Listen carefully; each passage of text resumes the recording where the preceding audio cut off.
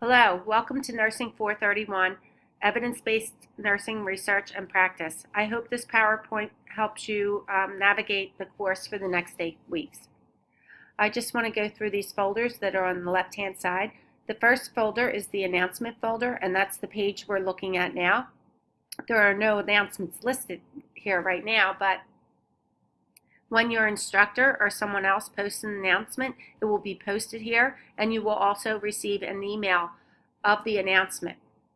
This next folder is the faculty information folder. So if you want to know when your faculty have office hours or how to contact them, their phone number, you can look in this folder. And even a bio of the faculty member should be in this folder as well. The next folder is your syllabus. This happens to have the Syllabus Spring 2016 folder and the Syllabus Addendum Spring 2016 file. You may be in a different term right now, but the syllabus are pretty much the same. So I'm just going to open up this Spring 2016 folder so I can show you.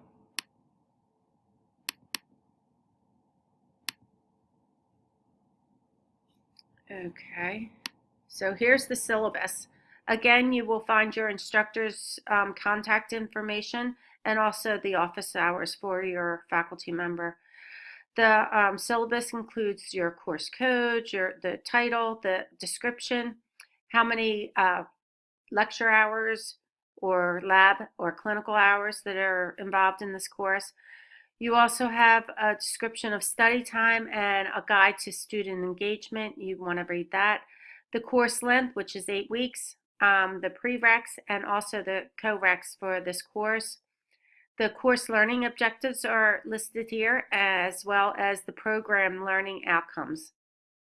Your textbooks are listed, and then if you keep on scrolling, you will see topics and learning activities. This is for each course should have this, and so Unit 1, if you look in the first box, you have the topics. So Unit 1, we will be looking at an introduction to nursing research, evidence-based practice, and ethical issues. The reading required for Unit 1 is chapters 1, 2, 3, and 4, and the discussions are included here as well. However, you do need to log on to the course and see the discussion area for further details.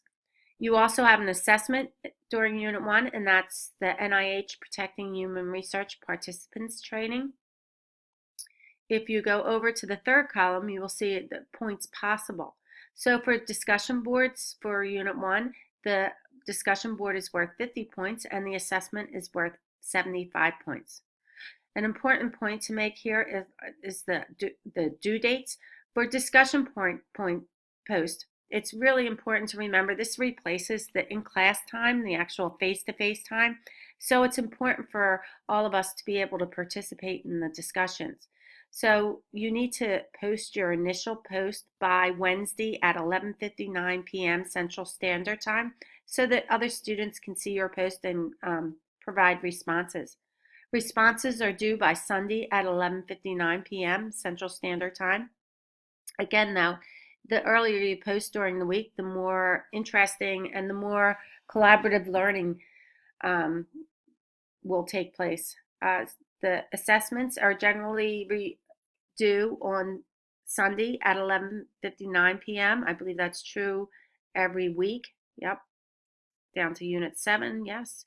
The only exception is Unit 8. The discussion board is due Tuesday at 11:59 p.m. Central Standard Time. So you want to keep that in mind when we get to Unit 8. You also have a grade summary, so that all the discussions combined you can earn up to 375 points. For assignments, you can earn up to 525 points, and for the final project, you can earn 100 points for a total of 1,000 points. The grade scale is here as well, and as you are aware, you must receive a 76% in order to pass the course or to go to the next nursing course. Okay, I'm going to exit out of our syllabus and I'm going to go over here and go into the addendum. And I'll open that up. it might be a good idea for you to print the addendum and the syllabus so that you have it for easy access. So here again, it just provides the course outcomes and how we meet those, and also AACN outcomes, QSIN, NLN, and AANA competencies. It gives you a description of discussion boards and what is expected. Class participation, it's really recommended that you log on to the course and participate 3 to 4 times per week on different days in order to get the most out of your courses. Let's see what else. And that's it. So again, I would print out the addendum and the course syllabus so that you can become familiar with that and have easy access to it. Also, under the syllabus folder, you will find the Writing Center. That is a tremendous resource at Herzing University, and you really should use it in order to improve your writing. There's also a file for SafeAssign.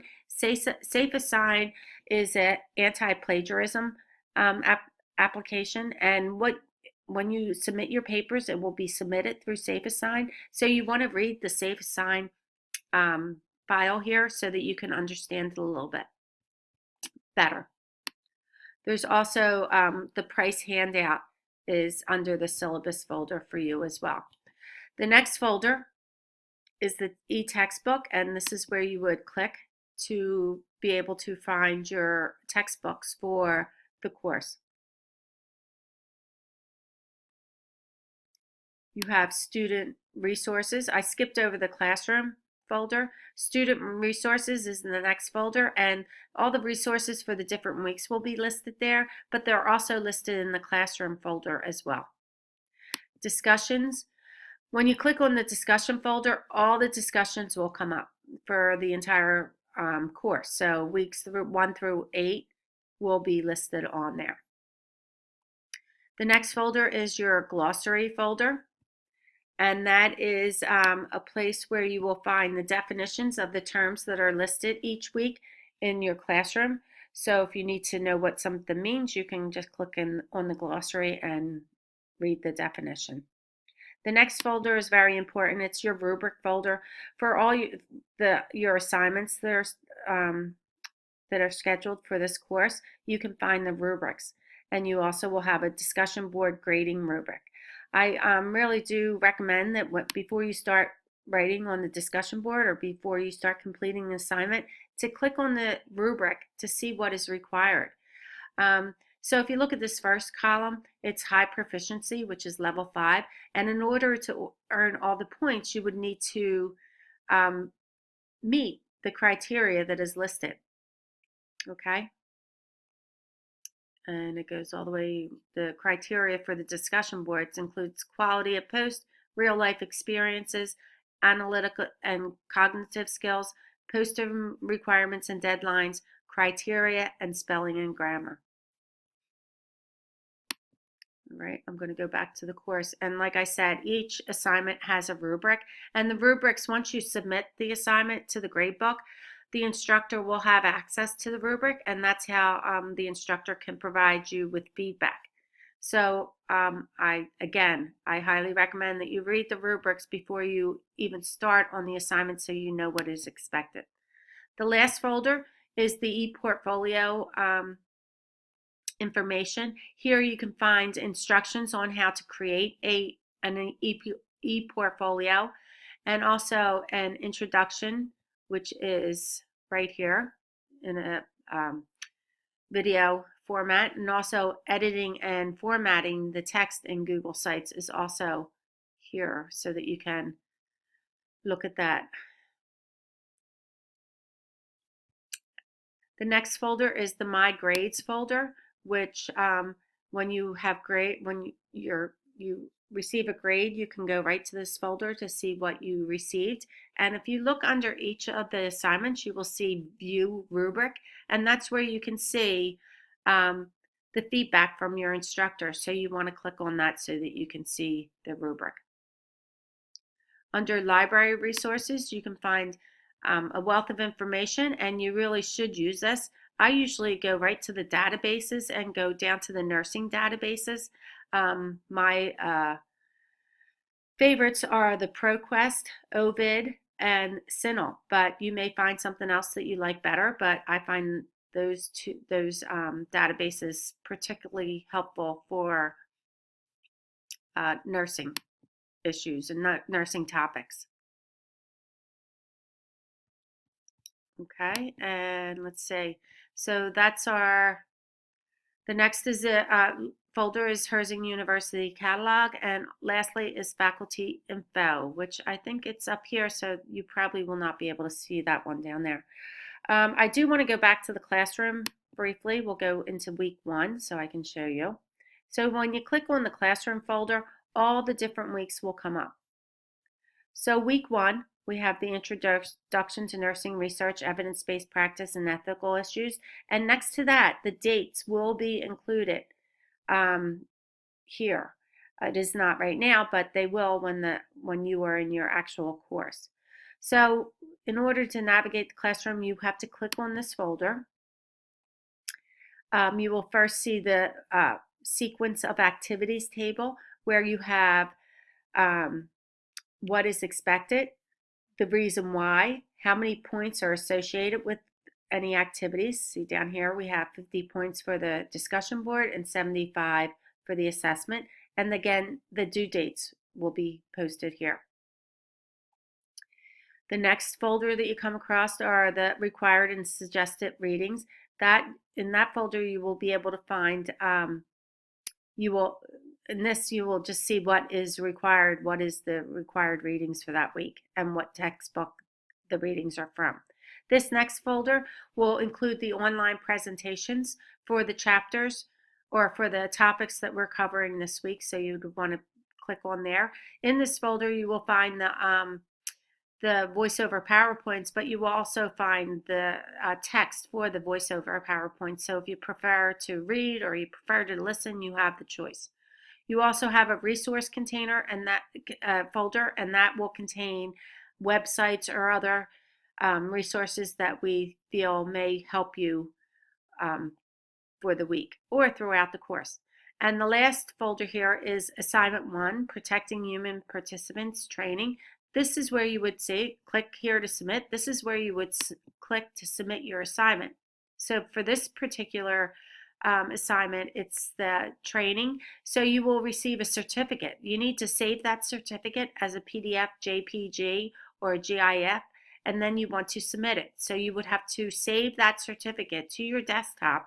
Then you would hit Browse My Computer and select the file that you want to add to this submission link. Once you browse My Computer and select the file, then all you would do is hit Submit. Okay, so every class, every week, I'll go back to the classroom week, every week is set up the same way. So you should become quite familiar with this rather quickly. You have your readings, your presentations, your resources, and then your assignment links. Make sure you scroll all the way to the bottom of each classroom folder so that you don't miss anything. I hope you enjoyed this tour of your course, and good luck this semester.